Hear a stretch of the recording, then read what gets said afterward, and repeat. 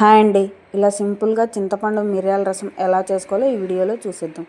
ముందుగా దీనికి కావాల్సింది ఒక నిమ్మకాయ సైజ్ అంత చింతపండుని నీళ్ళలో నానపెట్టుకోండి.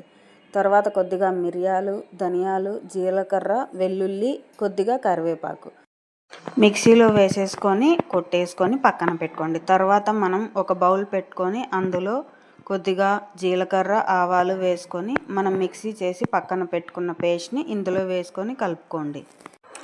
తర్వాత ఇందులోనే ఒక గ్లాస్ లేదా 2 గ్లాసులు వాటర్ వేసుకొని మంచిగా కలిపేసుకోండి.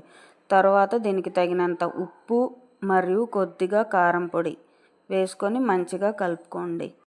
వేడివేడి అన్నంలో ఈ చింతపండు మిరియాల రసం చాలా బాగా ఉంటుందండి. ఒక పొంగు వచ్చేంత వరకు మనం గ్యాస్ మీద పెట్టుకొని ఉడికించుకోవాలి.